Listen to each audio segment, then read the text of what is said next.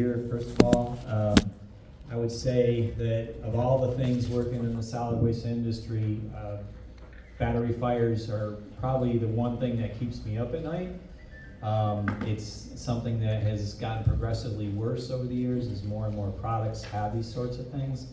And I would say that the general public probably doesn't have a good grasp of just how dangerous they are, because they throw them away at the curb, both in their solid waste, their trash, and in their recycling very regularly.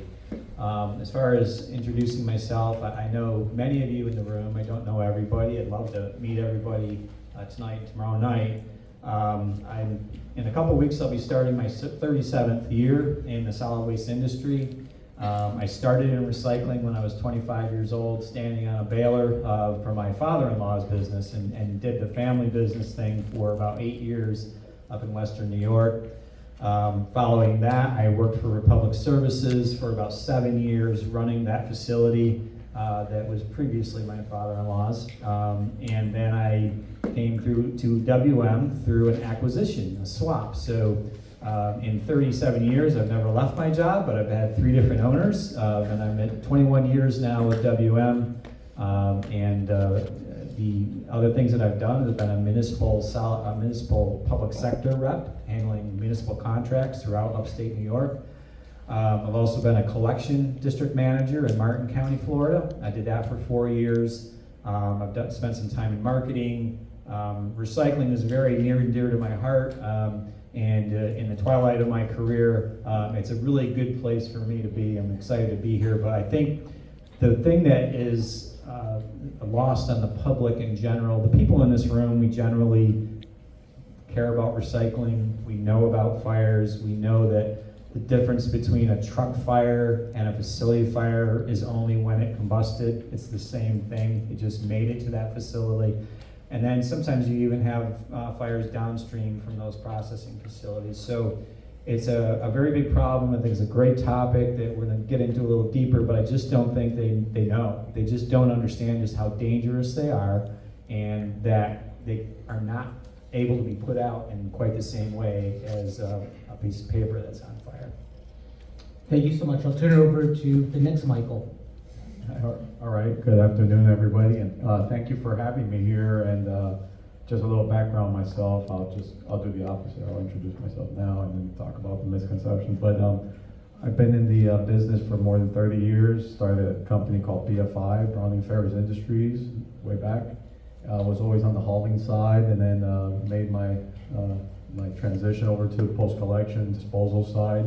When I was I was actually working at Miami-Dade County. I was over all the transfer stations, landfills, and waste-to-energy facility down there, and then ultimately becoming the director for Miami-Dade County, and then decided to come back to the private sector with Waste Pro, where I'm the vice president of post-collections, and overseeing. We got 35 landfills across our footprint, 12 states that we manage in the southeast.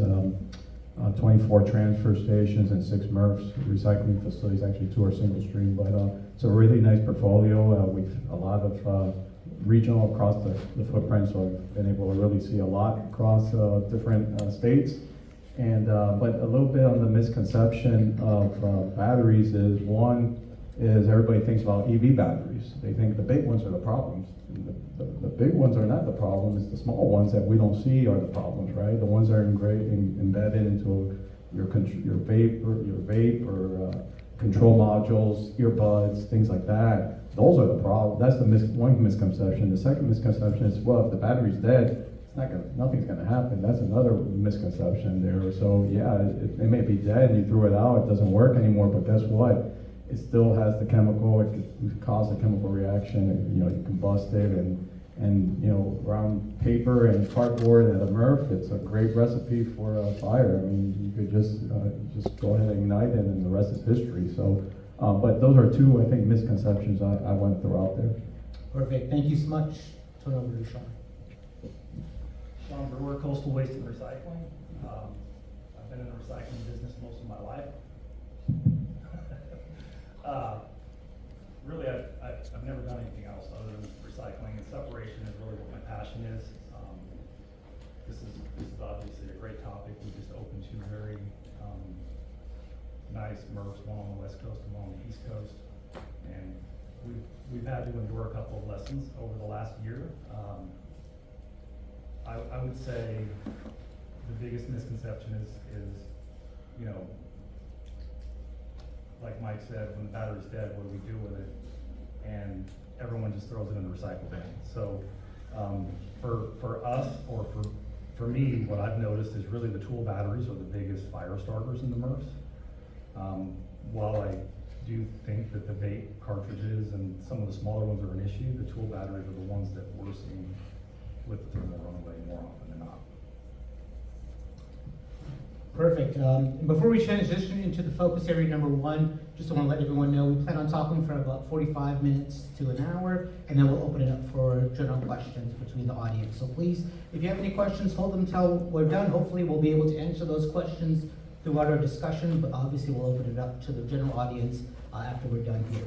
So the first focus area is really talking about prevention and risk management. And we've talked a lot already about batteries, but I'll turn it over to Sean for this question. And what is the most common sources of the lithium-ion batteries that we see entering the waste stream, and where do you see that as the greatest risk? We talked about batteries that are dead, but if there's anything else that you see as a greater risk or additional risk within the lithium-ion battery category. Yeah, I think with the lithium ions coming into waste, you know, really the biggest risk is when they hit the tipping floor and they start pushing the material around on the tipping floor, and then the loader obviously breaks the battery open, and there it goes. And then the next thing is the water. You know, a little bit of water, it immediately creates thermal runaway. And it never rains in Florida, right? And that's us. I mean, with the high humidity, the dust control systems, the misting systems, you know, everybody's trying to, you know, stay as neighbor friendly as possible. And, you know, it's just a recipe for disaster in our MRFs. So I mean, yeah, one of the,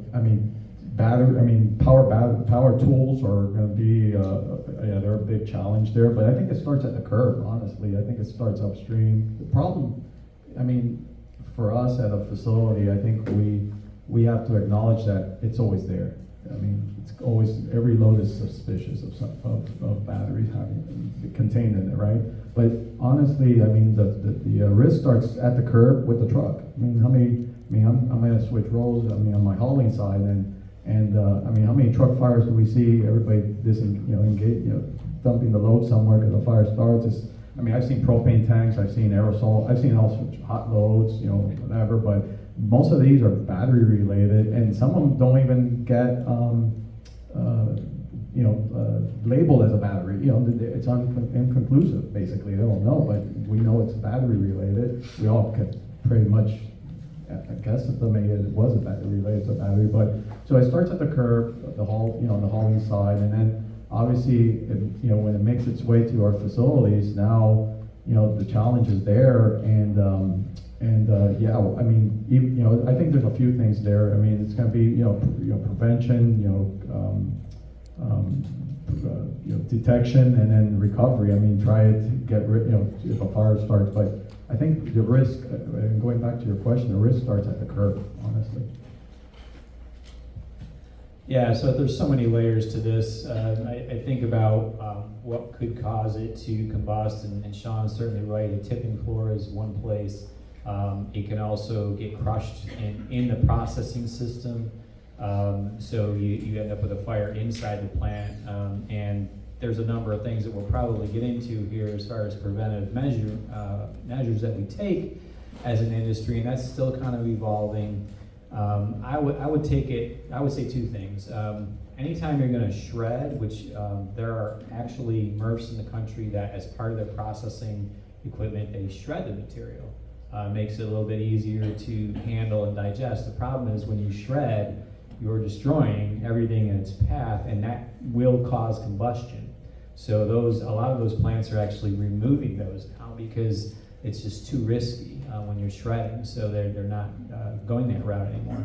The other thing I would say is there are things coming on the market now that are going to help us prevent that, but I would take it even a step back further from what Mike raised a great point. It does start at the curb. I think our partners in this room, there's a lot of counties and consultants and really smart people in this room. I think everybody does a great job of trying to get the message out. A lot of education, TV commercials. I've seen a lot of different ways of doing it, but it's still not enough. In my opinion, it's not going to really change until there's a lot more emphasis and responsibility put on the producers of those products. And until that happens, it's just kind of like, let's sell it off the shelf, and then it's somebody else's problem. We're worried about sales. We're not worried about what happens after that.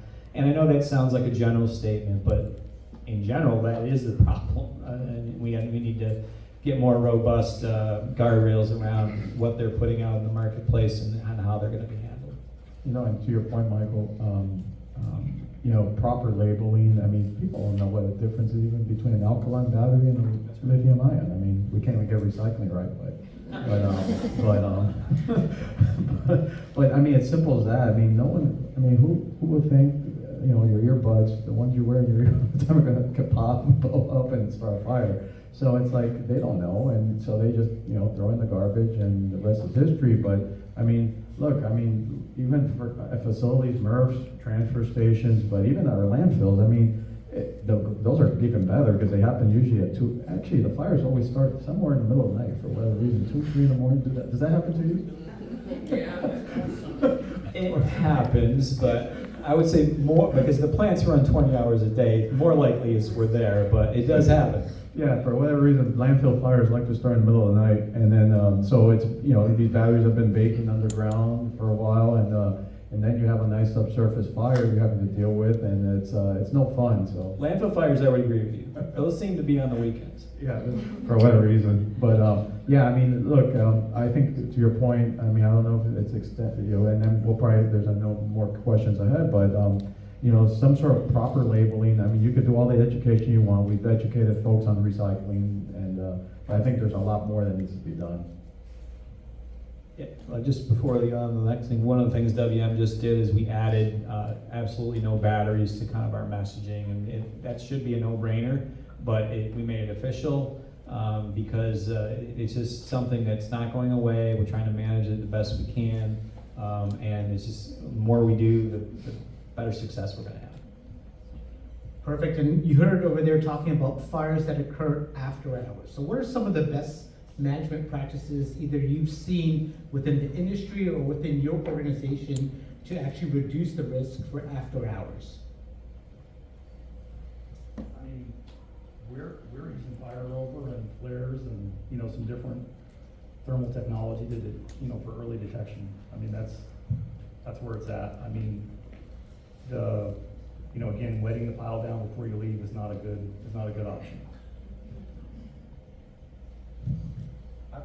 I would say, I mean, in correlation with Sean, I mean, some sort of, yeah, thermal image, you know, some sort of thermal imaging and thermal detection, as well as, you know, there's AI, it's all about AI now. I mean, you have robotics, you have ways of identifying your optical sorters in your MRFs, can, you know, help identify some of this stuff. There's this X-ray, I mean, some of these companies are coming out with this X-ray machine, which, you know, or X-ray technology that could detect batteries, I guess, and that'll be great if they could put it on the arm in the hopper of a truck. We pick up every house right there. There's batteries in it.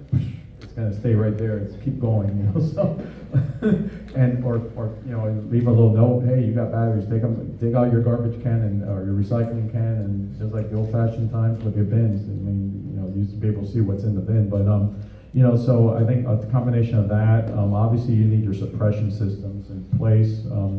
Sean mentioned the Fire Rover company, but you do need suppression in the event fire does take off or some sort of thermal runway starts happening. You know, you want that to save your facility, and then good housekeeping. I think, you know, try and minimize your inventory on your floors, at your transfer stations, your MRFs. Even at your working phase on your landfills, cover up. You know, don't, you know, try to keep your piles separate. You know, or at least have some lanes in between so you could get to in case of a fire, like fire lanes. But minimize your inventory. Good housekeeping, and then having good, you know, standard operating procedure or some in your operation plans. Like when I was in Miami, I had identified areas for hazardous waste, or if we found unauthorized waste, it was like a pad, or concrete pad, or an area, a section of the transfer station. We used to throw everything that way. I mean, if you see a fire, you cut into the fire of the pile, yank it out before you have the whole pile go on fire, because it happens very, very, very fast. And so, you're in this heavy equipment, you're in the front end loader, just cut into the pile, pull it out, isolate it, let it, do what you need to do, and make sure everybody's safe, and save your facility, make sure obviously people are first, safety's first for the people, your employees. But I think those are all measures you could take on countering this. Yeah, I think good housekeeping is definitely a good thing to have, and when you find batteries in these plants, you have to get them out of the building. So what's the good in pulling out batteries and then just putting them in a corner somewhere still in the building? You could still have a problem. So outdoor storage or some sort of container outside the building is a good idea. As far as the off hours, getting back to the original question though, we started doing fire over about 5 years ago in the single stream plants, and it saved us over and over again, but it can't be the only answer. Just like recycling is not the only answer to the full solid waste question, neither is fire over. Those typically cover tipping floors. One of the things that we're doing with fire over and other companies is looking inside the plant. Once the material enters the building, off of the tipping floor, you still have a lot of risk. And so we're looking at a number of things, including continuous flow. So you're tapping into the city water or the county water, and the ability to not run out. And that's one way you can combat that. The fire rover works off of a 24-hour-a-day, 7-day-a-week monitoring. So in the middle of the night, if they see a heat signature, for anyone who doesn't know how it works, automatically dials the fire department, automatically dials the site management, automatically starts spraying a foam water mixture at the source to try to buy time for the fire department to get there. It's not meant to be put the fire out necessarily, although sometimes it does. Sometimes it's just buying time. And so that's not a great answer when you're looking at the full picture. So there's a lot of things that are coming on the market now, x-ray machines. I love the idea of x-ray at the curb. So a driver would get an alarm, and the driver puts that container right back down again, and they contact the customer, whoever the hauler is. You got a battery in there, it's a problem, you need to remove it. Sorry, but don't put it there next time, kind of thing. That would be huge. Yeah, Mike, so to your point, I sit on the Hinckley Center Advisory Board and the Research Selection Committee, and one of the things that we're going to have investigators or project investigators start looking at is an X-ray, some sort of X-ray technology at the curb, on the truck. So that's something that we're going to do research on and see what in correlation with FDP. So before we begin to wrap up this first focus area of prevention and risk management, just before we go, I know we've heard a lot about battery prevention programs. So what is one key advice that each one of you would give if somebody was to start up a brand new battery fire prevention program? They're either a county or a new company. What is one key takeaway that they can take from this session as you begin to develop a fire prevention program? I would say the main thing is training. You have to train your people, and you have to train your people very, very well. I mean, from the recovery of the batteries, you can pick the batteries up and put them in a drum, but you really have to tape them off. You need to store them in a storage safe drum. If in the event there is a fire, your operators need to understand how to create a fire break. I mean, the reality of it is fire extinguishers don't work. Like, you can shoot them off all day long. You can go through thousands of dollars of fire extinguishers, and your facility's gone.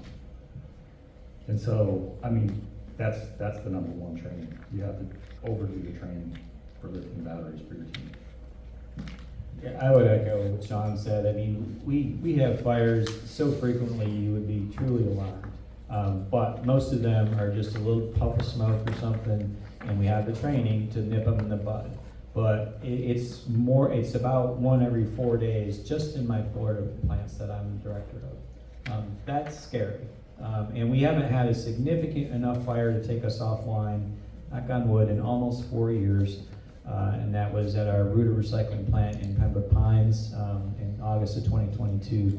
But the risk is there every single day, and the only reason we haven't is two things: investment in prevention, not only with fire over, but with deluge systems in the plant and different methods of fighting these risks, but also training of the employees of what to do and not panic when that situation comes up, because it comes up all too frequently. Yeah, I have to agree, training is a hot priority there.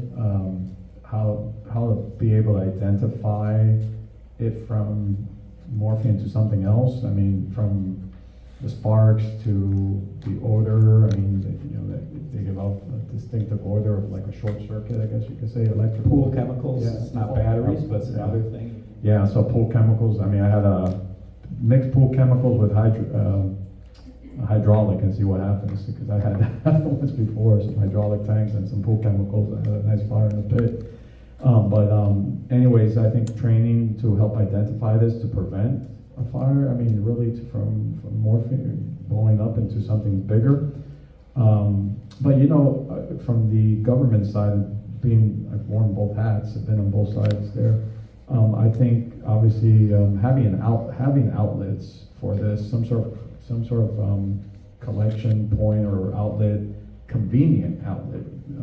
In addition to, because right now you could go back to Best Buy, you could go back to these Home Depot, I think, you could go some of these places and take it back, but that's if you have something to do and you want to take it that way, right? So it's a lot easier just throwing your garbage can or in your recycling bin, but again, some convenient outlets. Matter of fact, I dropped off over in the city of Plantation. It was a lead battery, it wasn't a lithium, but I didn't feel like I should go into the garbage can, so I took it over and dropped it off at the household hazardous waste event they had going on. But yeah, just convenient, location where they could drop these. Again, the more you throw at the people at the households and the people that are the end users of these products, the higher chance you're going to have of not having it enter your waste stream. That's the way I see it. Perfect. So let's go on to focus area number 2, and that is emergency response and the financial business impact. So what actually happens once a fire occurs? And so you've kind of heard a lot of the prevention, and as great as prevention is, sometimes we cannot control everything. So what are some early warning signs that a battery-related fire is occurring in either your facility, and how do you actually manage that? I'll go first. So, if we're there, it's during working hours, you usually find out about it when you see the first physical signs, or we get a call from Fire Rover. Sometimes they'll see the heat signature in the pile before we see any sign of it. And so you're reacting right away. The first thing is to make sure the employees are safe, and any customers, and make sure you evacuate to wherever you need to evacuate to the rallying point. Every facility has one. And then, make sure the fire department's been called. If it rises to that level, it doesn't always rise to that level. Sometimes we're able to put it out ourselves. I'm sure the same for the others. But, you have to make that decision very quickly. If it's not something you can handle, you can't wait, because you could lose the whole facility. And, lives aside, we just put $90 million investment into South Florida. We're doing a similar plant in Tampa for $88 million. It's going to open next fall. Other companies are also investing heavily, and it can all go up in smoke in a hurry, literally, if you're not reactive. So you got to act quickly and make sure people are safe. Yeah, I think from a MERV standpoint, I mean, I'm just thinking if fire happens on the line, I mean, the last thing you want is the line to keep running all the way through the whole facility. So I think number one is shut that line off, and then activate your fire prevention, operating procedures, how to handle that. At a transfer station, same thing. I mean, it's going to be more piles, so don't, again, I mentioned earlier, use your heavy equipment. You got front end loader on that tipping floor, cut into that pile, cut that piece of whatever it is burning, cut it out from the remaining amount, the rest of the pile. So isolate it, because the last thing you want is just it to get more fuel and just keep running out, control, wild, basically. And then, same thing in a landfill. I mean, typically, whenever we have a subsurface fire, you gotta either throw dirt at it or dig it out and find out where the fires, where it keeps happening and shut it down. I mean, again, it's more about just suffocating it and taking the oxygen away, because you do need oxygen to create a fire. And, but I think, to, Mike's point, a lot of it has to do with, just, again, just taking reacting to it quickly, very quick. You can't let this kind of spiral out of control. Yeah, I would have to agree. We had a fire, maybe, it was around Christmas time when cardboard is really hard to get rid of. And everybody's got 500-600 bales sitting on the floor, so you've got a giant cube, and believe it or not, the fire started in the exact center of the whole cube. Of course. And so, the fire department comes and they're spraying, and they're not getting it out. So finally, they allow us to start pulling the bales out, and now there's, I don't know, 40 bales on fire instead of a couple. But it really comes down to how fast you're able to react and how well your team is trained and how quickly they isolate whatever's burning. And so again, it just really comes back to training and making sure that you're able to isolate whatever's on fire as quickly as possible. One of the equipment changes that we made at our single stream MRFs is we're moving away from a wheel loader as our primary feeder to the line, and we're moving to excavators with a grapple. A couple of reasons for that. One of them is that the cycle time is much quicker than a wheel loader, and you could reach into a pile and get to a problem a lot more quickly, and that you can be, when you're a good operator, you can dial in on a particular area and really get it segregated outside the building much more quickly than going in one scoop at a time trying to get this mountain of material down. I have a personal experience from earlier in my career from 1994. We had a bad fire at my father-in-law's facility that had traffic in both directions of a very busy road shut down in both directions for about 3 hours. It was a bad fire. I was in the excavator and reaching at the fire department's direction into the pile to get it and spread it out so they could put it out easier. So that's a scary thing, and I, as a 27-year-old or whatever I was, 28, 29, didn't really faze me that much. I'd probably be a little more hesitant today, but that's one of the things one of the changes we made that made us a little bit lighter on our feet for this situation. One of the other changes we made to our equipment is we had fire suppression systems to all our heavy equipment. At one time, we never had that until I got here, and when you lose a compactor as $1.5 million now, I don't know what a compactor, I think it's running around 1.5 million now. That's a tough pill to swallow when you lose a piece of equipment, because you got caught up in a fire. But anyways, that's one. But that's a good point. To Michael's about using an excavator as a source on the floor there of equipment to kind of go after the pile, because you can't grab that with a front end loader. Absolutely. As we continue talking about these fires and the impacts, let's talk a little bit more about the financial cost of when a fire actually occurs. And so maybe I'll give a chance for you each to talk about 2 different financial impacts of a significant event that you've seen or that you've been a part of. Yeah, I could speak to the one from August of 2022, and Mike was actually at Miami-Dade County at the time. He probably remembers this fire. So we had a fire in one of our screens, and it ended up pretty bad, and we were down for about 2 weeks, and it was over $500,000, over $500,000 in both lost revenue from not operating and the repairs to get the building up. And we knew at that point that we wanted to build something new relatively soon, so we put more than $200,000 into the repairs to get us to the finish line. But it's very impactful. And the thing about recycling, and everybody in this room probably knows, it never stops coming from the curb. There's a certain amount of pressure with running these facilities. I mean, I held my recycling waiting for you. Yeah. So If you have a problem, if you have a fire, they're still gonna collect it at the street, they're still gonna have to bring it somewhere, and that puts stress on every other facility in that region, because, you know, Sean may pick up the phone, or I might pick up the phone and say, hey, can you take a little extra material? We've done this with Wastebrook, and WM, where you work cooperatively to get through a rough patch. I've also worked with Republic on this, you know, we're competitors, but we're all faced with the same challenges. So I think that financial impact, because when you do that, if I have to redirect material from one plant to another, it's very costly to do that. So there's that impact as well. That 500 plus does not include any of that. I know in that scenario, we paid Waste Connections a lot of money during that 2 weeks to take the material. So.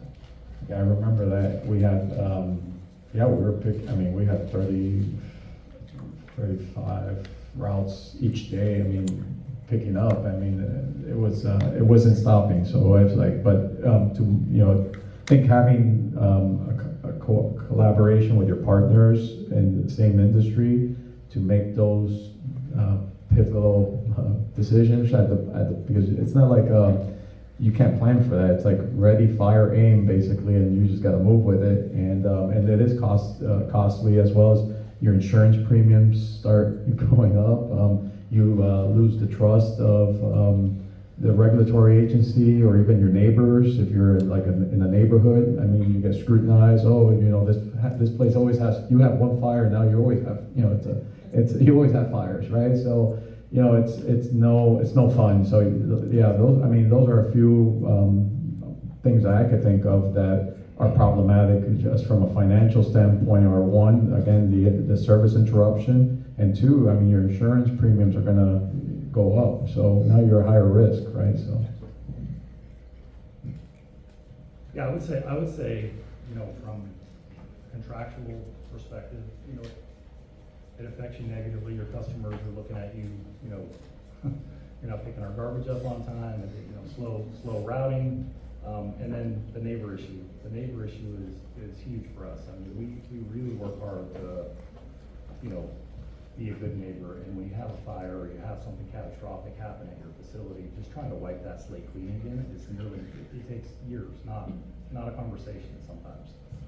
And so, you know, the next time the wind blows, now you're always blowing dirt, you know, dust over it. It's always something. And so, you know, and the stress level that it puts on a facility, just the employees of the facility is, you know, from a safety perspective, you have a lot more volume, a lot more trucks flowing through the facility. And so the dynamics of the whole game changes when you have something catastrophic like a fire. So the $300,000 or $400,000 or $500,000 is the bottom part of the whole problem. Were there any additional hidden costs or something that surprised you throughout each one of these incidents that you weren't thinking? We talked about the major infrastructure costs, the equipment costs, but was there something that just maybe we can take from here, something that you weren't tracking, but after that fire event occurred, now costs are built into your annual operating expenses from these events? I mean, I don't know that the costs are built in from that point on. What I would say is, it always seems like the next year when you're looking at your forecasting, it just messes the whole forecasting up, and so the next year you're like trying to figure out what happened here and what happened. You know, it's a real challenge because it changes your diversion, it changes your transportation, your fuel cost, your routing costs, everything. I mean, we wouldn't incorporate something like that for future budgeting or anything like that. But definitely, again, the insurance premiums is definitely going to impact you in future years. I can confirm that. So as we conclude here on Focus Area 2, we'll start to begin and transition more into Focus Area 3, which is the battery management, industry responsibility, and the future of battery management. And how do we actually collect these batteries? And so the first question is, what do you do once all the batteries have been collected? We talked about it in different areas of the transfer station, but what do you really do from that to make sure that it's properly removed from the waste stream? So there are entities out there that will take the batteries, and sometimes we actually get rebated from one buyer, but we mostly get charged, and sometimes it's a no charge. So every one of our plants has an outlet, but they're all different outlets, and so the key is where are you going to pull them out of the system? How are you going to manage them once you have them in your control? And you have to have that regular outlet, and I could tell you in our Brevard facility, we're paying around $18,000 every month to handle e-waste, batteries, and propane tanks that are in there, they're not supposed to be there. And that's a real cost that we carry. That's one example, but we have a reliable certified outlet, but it's something that we have to consider as our cost of doing business in today's world. It's only gotten more, I think, and I have a former plant manager from that site in the room today, sitting in about the fourth or fifth row over there, He's trying to hide. who knows very well that's been an issue at that particular plant. They like their pool chemicals in Brevard County, apparently. Well, yeah, I mean, you have to have some sort of procedure on how to handle this. Is, again, to me, this is all hazardous materials, right? It's only, but not identified really, but it is.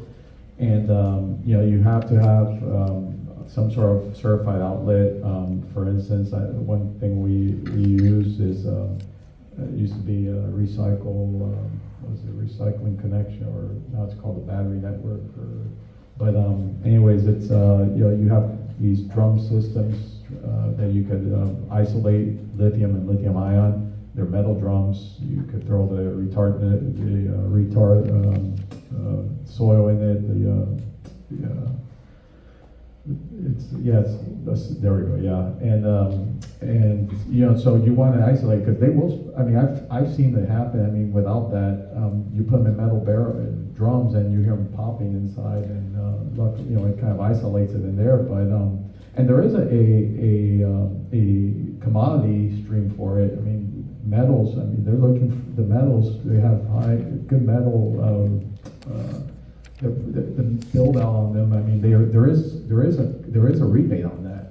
I've never seen a rebate, but I know there's a rebate. And to Mike's point, I think we kind of break even because one of the things you got to do is again it comes down to education. Because you're going to pick up other batteries that probably are not a problem, like your alkaline batteries, but you're going to throw all that in one pile and put it into these barrels, and then at the end it kind of offsets each other. And it's like a break even, but at the end you're trying to prevent a multi-million-dollar asset from going in flames. So all for a couple dollar batteries, but yeah, I mean I think it's part of doing business. I mean it's just embedded in your budget that you need to put this aside and handle it. I mean, in the single stream part, it is. It's just the cost of doing business, but there's a right way to recover them and store them, and it starts with pulling them off the belt, taping the ends to make sure that they're not going to make contact in the drum you're going to store them in, the type of drum you store them in, the type of product you put in the drum to prevent thermal runaway. There's all kinds of chemicals out there. Cell block is a really good one, and they also sell the drums, which just are a whole other cost. I mean, those drums are anywhere from $800 to $3,000, depending on how much you want to store in each drum. And then it's, transporting them. A lot of people in Florida, they don't pick them up. You've got to deliver them. So now you've got batteries, unless you have the chemical in there or the cell block in there to prevent a fire in transport. And sometimes the drums, and if they don't have it in there, they will explode. I mean, there's all kinds of risks associated with these batteries, and I don't know where Mike's getting a wash on these. I'm gonna have to talk to him about that. I mean, the prices that we get are like $1 a pound to $5 a pound. I mean, I'm not getting any zero. There's one buyer. So, yeah, I mean, it's a real challenge, but doing it right is important because you can just create so much more risk down the line. So we've heard a lot about end of life, and how these batteries end up at the curb, but more from a extended producer responsibility. What are some, and what is the importance that EPR can play in having to make sure that we're, number one, improving battery collection, followed by recycling and safety? So what role can EPR play, or do you want to see EPR play in battery collection, recycling, and safety? Pay Sean's bill for recycling the batteries, right? I think it's a combination. I think there's got to be some sort of funding source to help offset, not only, not only make the generators collected, and yeah, that's part of it, right? But some sort of funding source that helps, the image, the thermal imaging, all this technology. It costs a lot of money to outfit your facility with all this cutting edge stuff, and and just have the money, some sort of funding source for that. I mean, obviously, government side, there's going to be grants and things like that, but even the private sector side, there's got to be some sort of a relief for us.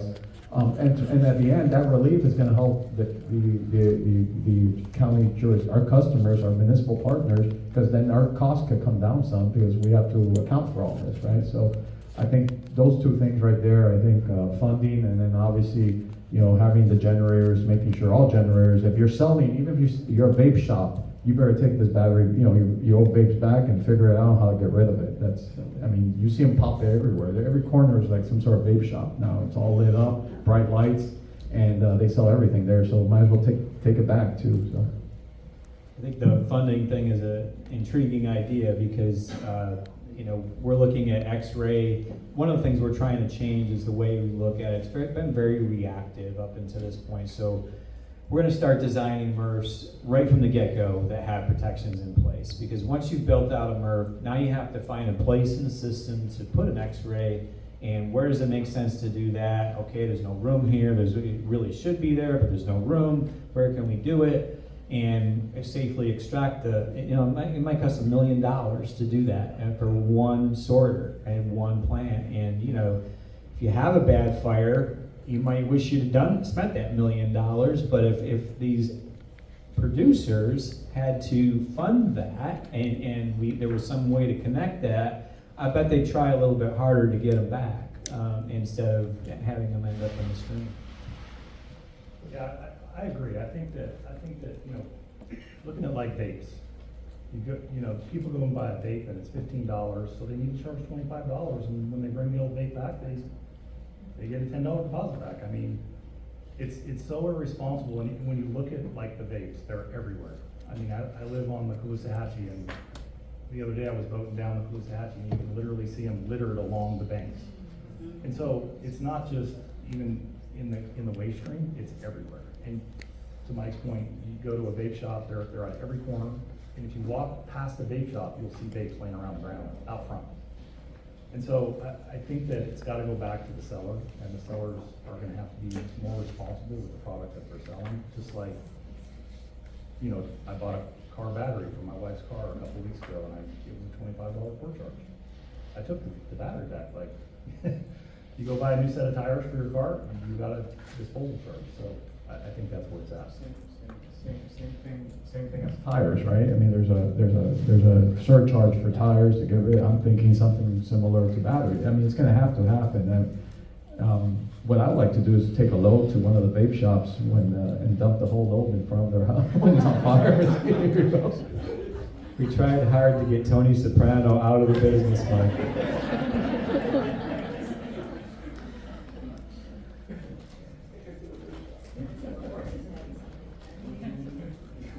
Well, what is one action? It's very hard to follow up with that, but what is one action that industry should prioritize today? After hearing kind of what we've discussed for being a part of 45 minutes, what is one actionable item that industry should prioritize today for a better prepared future? I think we have to get inside our plants. Up until now, it's been mostly fire rover. If you have that, we're putting fire rover now in our transfer stations and C&D MRFs. There's less risk, I think, with C&D MRFs because it's not the same stream. It's not consumers throwing away stuff that much, so probably not as prevalent. But I think inside the building, we have to do more, we have to design more. X-ray is a big part of that, but I think right from the get-go when you're planning, we're just broke ground on our Tampa plant. It's going to open the end of next year, and we're in constant discussions with multiple companies about what can we put in here to mitigate the risk. And that's kind of a new development. It's always been reactive, but it's not going away. And even if we get EPR standards put in place, that's years in the making before we move the needle. And so I think we have to think about it more aggressively and defensively. Yeah, I mean, there's several projects that I'm working on. One of them is an AI pointer, another one is X-ray. I mean, it's really, you know, trying to retrofit it into your MRF. Like a lot of MRFs just don't have the space. You know, they're crammed into, you know, 10 pounds in a 5-pound box, and you know they're stacked up in there, and there's just not the space to put an X-ray unit in. You need 28 feet to stick it on the end of a conveyor, and nobody can work around it. So it's a real challenge. So then you're back to an AI pointer, which it's not going to see anything in the depth of material, and so now you've got to flip the material several times or have several AI pointers in there. It's a real challenge. It's something that I agree we definitely need to be in front of. Yeah, I still say it starts at the curb, and if we could detect the batteries at the curb, it's like we could detect contamination, recycling contamination. You know, and look, AI is out there. I mean, AI is crazy. I mean, the stuff we see with AI, what it's capable of doing out there. I mean, it's there. I mean, if we could send rockets up to around the moon and bring them back and just land by itself and all that, I mean, I don't see why we can't figure this out. So I think the technology is coming. It's there. It's almost. I think we're almost there, and I think more research is going to happen, because this is going to get worse and worse as you know, more of these. I mean, they're out there already. I mean, it's going to, but I think it could get much worse. And but so I would like to see something at the curb, some sort of detection mechanism, technology, if it's X-ray or whatever. Two, I think your designs of your transfer stations, your MRFs, are going to have to be equipped to somehow detect this as well as part of the design.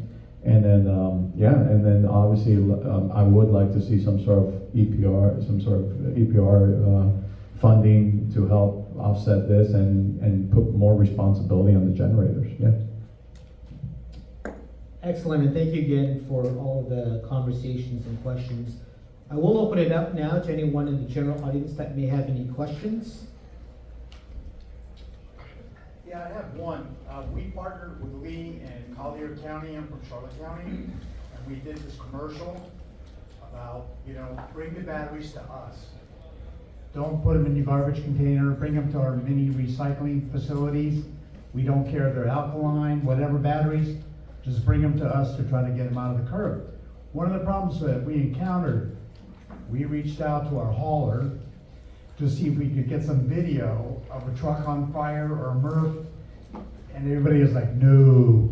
And I'm assuming that's lawsuit related, not really sure.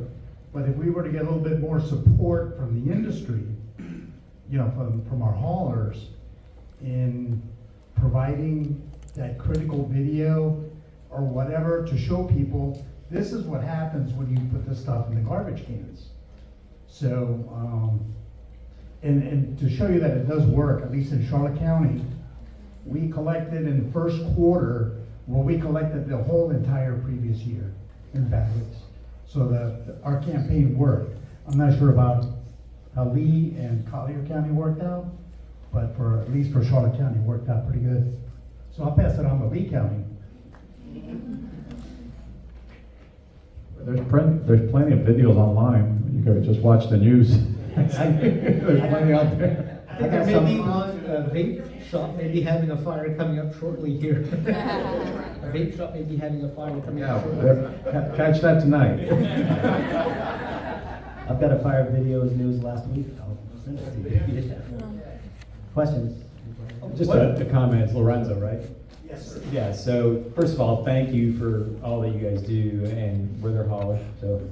I will tell you that that is most definitely a legal thing, as far as showing a WN truck on fire.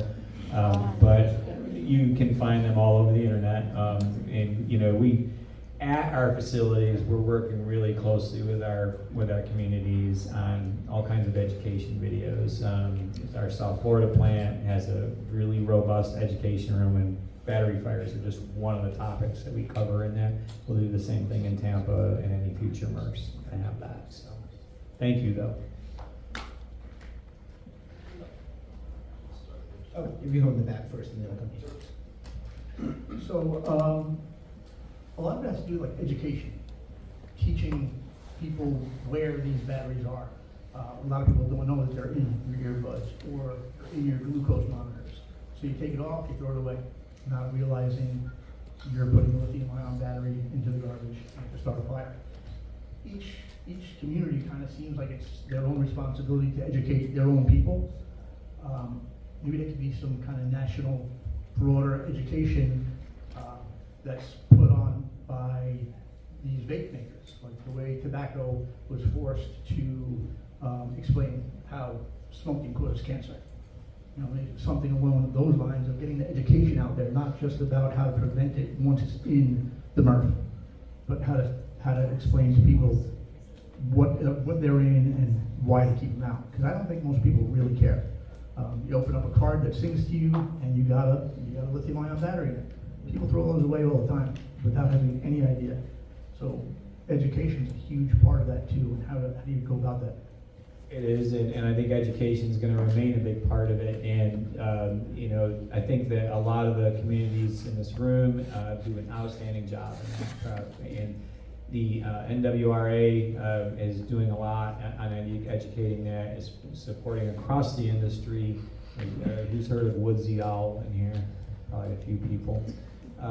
You know, it's just, that's only a piece of it. That's always got to be there. It's always got to be robust, but there needs to be more on top of that for sure. We have one question here and then. Sorry. Yeah, I'm just going to echo that. The education is huge. It's key. I mean, people don't even realize sometimes they're like, oh, they've got this neat little light going on. I'm like, if you're not plugging it in, where is the source coming from? And when it's not cute anymore, what are you going to do with it? You're going to throw it away. And the other thing is kind of the accountability with the vape shops, dispensaries. I've got a friend of mine, they work there. I'm like, do they ever bring it back in and get rid of it? So is there anything moving forward to make the vape shops and the dispensaries accountable? I know I don't like to bring the word government into it and everything in legislation, but do they do anything? I mean, I hand out flyers. If I hand out 100, if one person gets it, that's a victory for me. But moving forward, I don't know how we're going to work with these shops to let them know, hey, can you just pass this along to the customers and let them know what's going on? So that's it. Well, I think there needs to be a level of accountability from the retailers and the producers, but the retailers that sell those products. And to make it even more confusing is a lot of these products will have a little chasing arrows on it. And that's what people see that, they go, oh, recyclable, and it goes. Yeah, I think from the education piece, the seller could definitely provide some sort of a document of what to do with it, you know, following, you know, its end of life. At the very least, right? Like just a little flyer that they have to sign off. Don't put it in the trash, don't throw it on the ground. Like I said, 1 out of 100, yeah. Maybe we have another question. Yes, I just wondered, Mike Fernandez, you were talking about how at the curb, and it's happening at the curb. Knowing your companies, you all do collections as well. Is that something that you're looking at, is trying to integrate, you know, whether it's the X-ray technology or other things into your other operations? Well, I haven't seen the X-ray technology in a truck yet, but something we definitely train our drivers is to, you know, obviously smell, listen to anything happening in the back in their load. I mean, they do have cameras in their hoppers, so if it's an automated side loader or a front end loader, you can see what's falling in the hopper. And then, when you run that blade, you're gonna hear it crackle, pop, and then, that's where you gotta be cognizant of what's going on. Right now, that's where we're at. But I think definitely in the future, something if that technology, comes about, it's something we wanna invest in, because these trucks are not getting any cheaper. A truck now is like 400, almost $500,000 for a truck. So we drive the most expensive vehicles on the road today.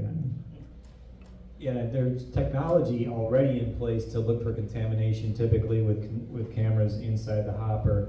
The problem with that is, at that point, you've already dumped it usually. So we need something as an industry that, gets it before it even as the claw is grabbing it, it sets off an alarm. I think, look, AI is changing the world. Somebody's gonna figure this out, and somebody's gonna get very wealthy because they figured it out. But we're just not quite there yet. I think that is the way to do it.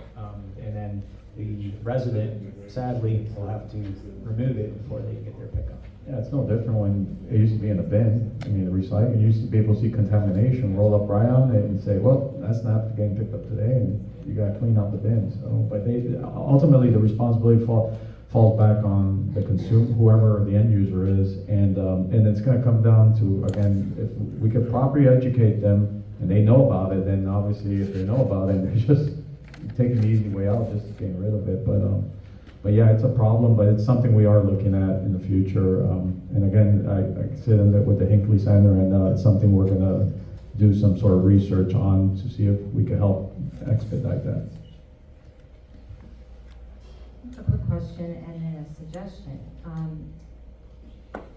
When you said 1 in every 4 days, it really caught my attention. And to me, this is first and foremost a life issue. Fire, life. Fire, equipment. And I think, comparing it to contamination, how we have to educate in that capacity. With these specific types of materials, there are hazardous waste that has life-threatening potential. I think that the messaging is key in that message, and I think that you'll have people more, look at all the social media posts that you'll see on occasion, how many little kids and people love their garbage can. My stepmother leaves a little cooler for the garbage guy with candies, cookies, Diet Coke, whatever they like, by the tree, they pick it up and they pick up the cart. I say that because I think the heart messaging is most important and will be more powerful than the recycling message for the recovery and the action of the target audience. Yeah. Second, one of the things that the membership committee has been looking at, and just gonna throw it out, is there was a little bit of a tease today about myths and facts. This is to me a perfect myths and facts sheet that RFT could work with you on to get out, not only for use on the website, but also for use on providing some of what you're talking about that you need for use throughout the whole state. Myths and facts are not complicated. They're about to roll one out. I was fortunate to be a part of that. So for, an immediate solution from a community coordinator level through the statewide association, that would be one way to begin, because you've clearly outlined the things that need to be communicated, the issues that you face both in your community, lives, and equipment, and what that does to your cost and economics for operating. So it builds itself to educate on that with more specific details. And it also reminds me, I had the good fortune of working on with SWIX and the DEP back in the early 90s, at the time that the state was looking at banning computers and televisions from the landfill. And at the time there was a statewide study that was done, fortunate to be a part of that, to see how many TVs, how many computers were in each home, to really capture what was going to go into the landfill as technology was ripening up and curving up. It's the same conversation, different time, different type of battery, different type of product that are constantly changing. So to me, it's a whole process flow. It's the producer responsibility. When the state didn't enact the landfill ban for computers and televisions, it became a voluntary the industry itself came in voluntarily and invested money in the program. If this follows that same process flow from the curb and what you'll do, what they do, and then what local governments and from a statewide perspective. It's not one simple answer, but I think it is a look at what I call backwards marketing, because that's what we do. We don't sell the product from the front end, we look at the action taken on the back end. And that process flow has to be looked at, in my opinion, to be successful that way. Thank you. Comment, question, and then we'll make our way back. So, just real quick, a comment and a question. So, last year, we saw some advertising on TV with the major soda manufacturers where they came together and they wanted to see more recycling done of bottles. Why? Because they couldn't get feedstock. So they were trying to get more bottles recycled. Is it time for, and I'll say you as the haulers, because you represent a lot of what goes on, to partner with RFT and do what Marion's talking about, where we can't necessarily get with the manufacturers, but work with RFT to get a promotion like that and put all three of your names together, because look at how many households are serviced on that stage. And if we pull the counties and the cities in, we're talking 80-ish, 75-ish% of the households in Florida. So think about what we could get there, because we have to get in front of the people, and they don't realize it. Stuff just goes away. We're the land of away. And my question is, and I realize this is kind of in the middle of the process and it may go to insurance, do we work annually with public safety in our communities to teach them about what really goes on at the landfill? Unfortunately, I've been involved in a couple of operational fires, and the fire department shows up and goes, we're not driving down there. And there's a $500,000 compactor at the time on fire, and I have to go, you're driving or I'm driving, but the truck's going down there. So do we need to partner with them annually to go, hey, come out, here's some barbecue, this is what the facility looks like. Is food's a motivator? Yes. Barbecue food, or let's not mince words out where it comes from, okay? There's barbecue somewhere in the process. I think it's in all our best interests, right? And I think it's incumbent on us as operators in the places that we do operate, that we have that kind of relationship with the local fire department, EMTs, and all the people that works. I think that can be bolstered up. I think, to the earlier point, I think, we have a communications department, even in Florida, which Amy Boyson is a part of, and Don McCormick, many of you know Don in the room. Shiraz is also involved in that department, and so we try to coordinate all that messaging through them. With Corporate's blessing, we're a big company, and there's a lot that we'd like to do that we maybe have to tweak, but I think the concept of it makes perfect sense, of course. Yeah, I agree. Yeah, I think it makes total sense. We need to get the message out, honestly, and it's a multi-layer approach. It's not just one size fits all thing. We gotta take whatever we could get to see if we get the point across. I would say that's a great idea. It presents a real challenge, though, when you look at, I know most of you have probably gone through some sort of a permitting, and when you open a new MRF, the fire department comes in and they're like, you gotta have sprinklers everywhere. And so it becomes literally operationally impossible to run the MRF without breaking sprinkler heads, because they want them in every bunker, 3 or 4 heads, and they want them under every conveyor, which now you can't change a conveyor belt because the lines are going everywhere. I said this the other day about, a different topic. Like, you can literally just stay in a corner with headphones on and you're never gonna get an injury. Like, there's always gonna be some sort of risk, but the mitigation, like she said, working through it backwards kind of is really the right way to go. I don't know having the fire department come and tell you where the fire breaks need to be and how to have your piles and all that stuff is super important.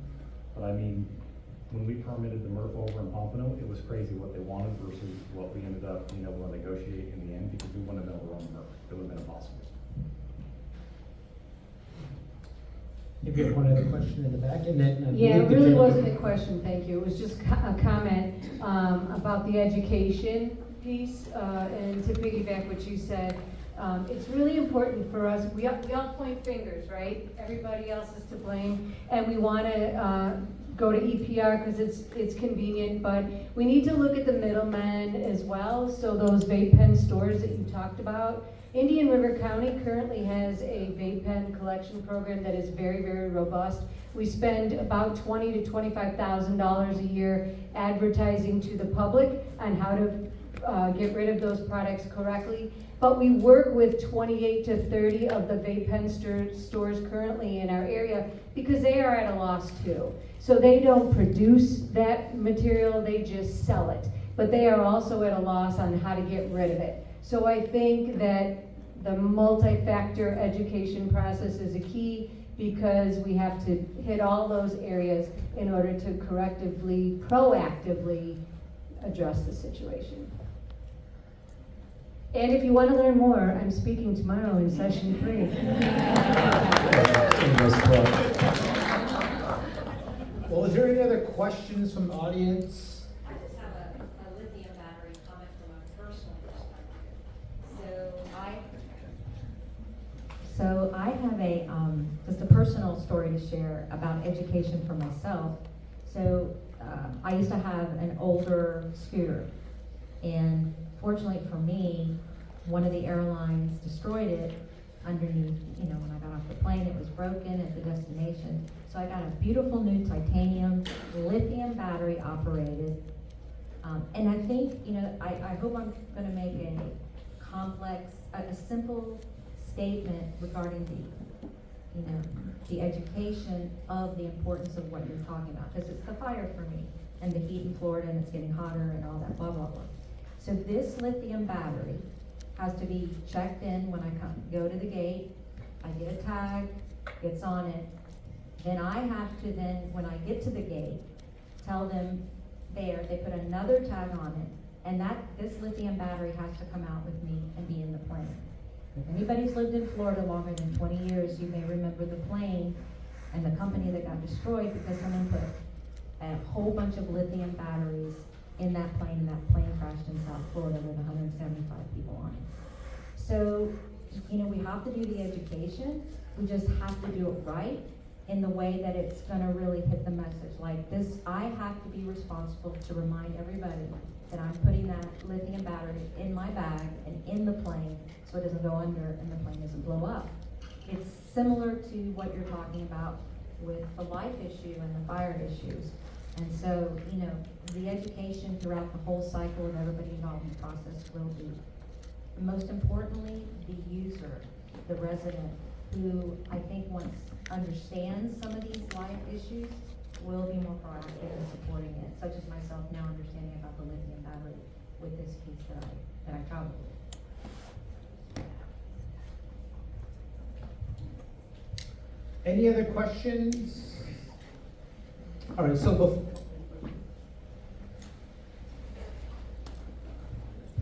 Just one quick comment. In Broward County, our county commissioners passed an ordinance last year requiring retailers of a certain size, certain shelf life feet devoted to batteries, rechargeable batteries, that they had to take it back. And 2 weeks before the ordinance was set to go in play, the state preempted us. So to study for a whole year. So we did actually have some for retailers, vape shops and everything to take back their batteries, but the state kind of pulled the rug under us. We'll study the issue for a year. So, quick comment. interesting. Well, before we conclude, I'll give the panel here one more chance to have any final thoughts or comments before we conclude. We are a little bit early. I know the next session is scheduled to begin at 4 o'clock. If those presenters and panels want to maybe begin at 3:45, let us know. But I'll turn it over to Sean for any last comments or questions that he may have. Yeah. Okay. Anyone else? Don't vape, I don't know. would just say that the people in this room probably care about this topic very much. It's on us to spread it to those who don't know, on all of us, in your personal lives, in your families, your friends, your workplaces. It's going to take a multi-pronged approach to make a difference here, and everyone plays a role. Every single layer plays a role. So thanks for having us, and if anybody wants to chat informally, I'll be here today and tomorrow. Thank you all.